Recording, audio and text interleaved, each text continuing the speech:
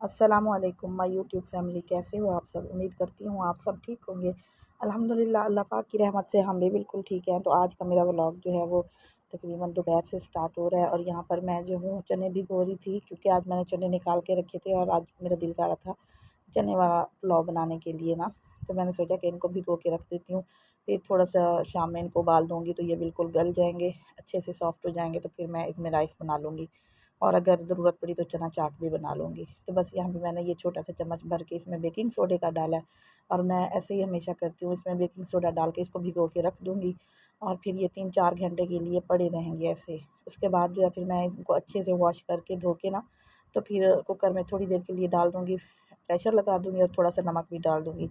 तो आप यकीन करें इतने मज़े के और इतने जल्दी मतलब ये गल जाते हैं, सॉफ्ट होते हैं, 10 मिनट भी मुश्किल लगते होंगे। और बस यहाँ पर देखें, फिर मैंने इनको अच्छे से 3-4 घंटे रखे रहने के बाद वॉश करके तो डाल दिया था कुकर में और 10 मिनट में ये बिल्कुल सॉफ्ट हो गए थे और नमकीन मज़े के थे चने जो थे। तो उसके बाद जो था यहाँ पे फिर मैं अब अफ्तारी की तैयारी कर रही थी। तो यहाँ पे ये दही पकौड़ियाँ जो हैं इनको मैं बाउल में डाल के तो फिर मैंने कहा कि इनको भी भिगो के रख देती हूँ। साथ के साथ जो है मैं जब किचन में घुसती हूँ तो किचन के जो मोटे-मोटे काम करने वाले होते हैं मैं वो कर लेती हूँ साथ के साथ, ताकि मुझे बार-बार ना जाना पड़े। आजकल तो 2-3 दिन से गर्मी भी थोड़ी पड़ रही है, तो बहुत गर्मी लगती है किचन में ज़्यादा देर खड़े रहने से और रोज़ा भी होता है फिर। तो यहाँ पे फिर मैंने वही बेकिंग सोडा डाला, नमक, मिर्ची और सूखा धनिया जो था वो बेसन में डाल के तो मैंने जो है फिर ये मतलब हाँ, इसका जो था मिक्सचर वो मैंने बना लिया था। और उसके बाद जो था यहाँ पे फिर देखिए दही पकौड़ियाँ जो थी ये मैंने भिगो के रख दी थी। तो ये मोटे-मोटे जो 2-4 काम होते हैं, मैं जब किचन में घुसती हूँ सालन चढ़ाने के लिए तो मैं ये करके फिर बाहर आ जाती हूँ। पहले तो मैं खड़ी होके सब्जियाँ बनाती थी, काटती थी, फिर अब मैं ना मतलब टाँगों में ना थोड़ी साँस कम होती जा रही है जैसे-जैसे रोज़े गुज़रते जा रहे हैं। और फिर मैं अब बैठ के सारे काम कर लेती हूँ। फिर जब मैं सारा कुछ कर लेती हूँ तो फिर मैं किचन में जाके तो साथ लगे हाथों सारे के सारे मतलब जो भी कुछ करना होता है मैं करती रहती हूँ। तो बस यहाँ पे मैं राइस भी निकाल के ले आई थी और यहाँ पे बैठी मैं इन चावलों को चुन रही थी। इनमें से जो कंकर-वंकर थे वो मैंने निकाल दिए थे। इसके अलावा जो है यहाँ पर देखें ये मैंने आलू कट कर लिए थे और साथ ही ये प्याज़ है और मिर्ची वगैरह मैंने कट कर ली थी पकौड़ों का मिक्सचर बनाने के लिए।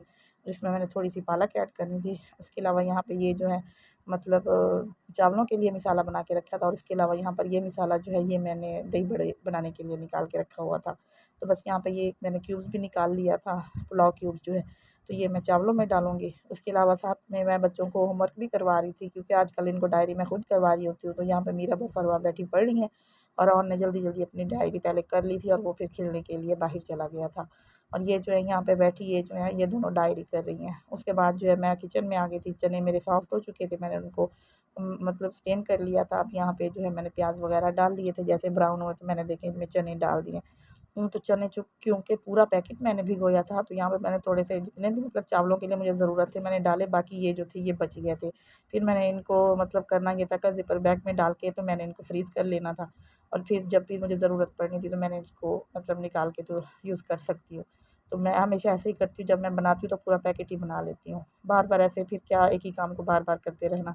तो यहाँ पर जो था मैं रायता बना रही थी और आज रायता बनाते हुए मेरे साथ एक ट्रेजेडी हुई। मुझे नहीं पता था कि दही में बच्चों ने चीनी मिक्स करके रखी हुई थी और मैंने उसी दही को फेंट के तो उसमें क्यूब्स डाल दिया। जब मैंने बना के मीरब को दिया कि मीरब इसको फ्रिज में रखो, मीरब ने चखा तो कहती मम्मा ये चटनी तो मीठा है। मैंने कहा नहीं बेटे चटनी मीठा कहाँ है, ये तो मैंने अच्छे से बनाया। वो कहती हाँ मीठा है। फिर मैंने वो दही गिरा दिया, उसको वेस्ट किया। उसके बाद दोबारा से मतलब सुथरा और दही लिया, फिर मैंने चटनी बनाई। तो यहाँ पे जो था मैं दही बड़े बना चुकी थी और राइस भी मेरे तकरीबन बन चुके थे। उसके बाद जो था यहाँ पे चने जो थे ये मतलब मैं ज़िपर बैग में डाल रही थी।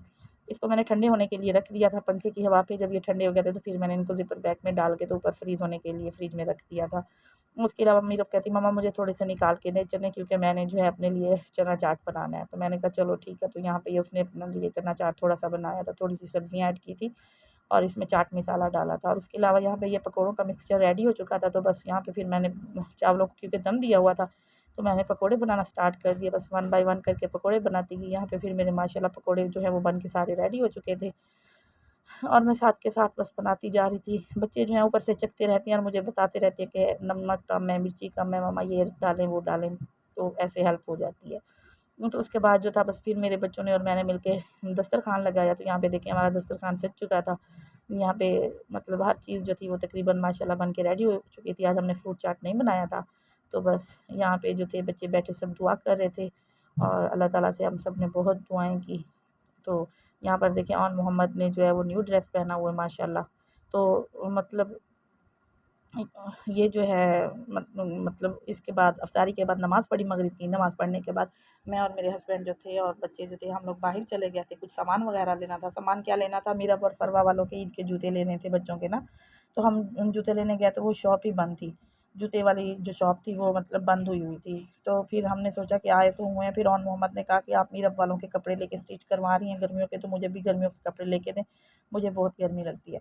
तो बस फिर हमने इसके 3 सूट लिए। तो यहाँ पर देखें ये 1 सूट पहन के आ गया था, साथ में बैठा हुआ था। तो मैं पूछ रहा था मम्मा कैसा लग रहा है? मैंने कहा बहुत अच्छा लग रहा है। तो बस मैंने इसकी ये टी-शर्ट और साथ में निक्कर ले लिए, मैंने कहा घर पहनने के लिए अच्छे लग रहे हैं। तो बस ये इसके लिए ले लिए थे। लेने तो जूते गए थे लेकिन बस फिर वो तो मिले नहीं, फिर ये लेके आ गए थे हम लोग वापस। तो उसके बाद यहाँ पे और मोहम्मद अपने कपड़े दिखा रहा था, तो यहाँ पर देखें ये बारी-बारी दिखाएगा और बड़ा खुश हो रहा था कि आज जो है अपनी सारी शॉपिंग मैं खुद ही दिखाता हूँ। मैंने कहा चलो ठीक है। तो यहाँ पर देखें ये 3 सूट मैंने लिए थे, 1 इसने पहना हुआ है, 2 ये अपने दिखा रहा है। बहुत अच्छा स्टफ़ था और घर पहनने के लिए बहुत अच्छे थे, सिले-सिलाए सब मतलब बहुत अच्छा था। बस उम्मीद करती हूँ मेरा आज का व्लॉग आपको पसंद आएगा। पसंद आए तो प्लीज़ मेरे चैनल को सब्सक्राइब कीजिए, वीडियो को लाइक एंड शेयर कीजिए। मिलते हैं एक नेक्स्ट न्यू व्लॉग में, तब तक के लिए अल्लाह हाफ़िज़।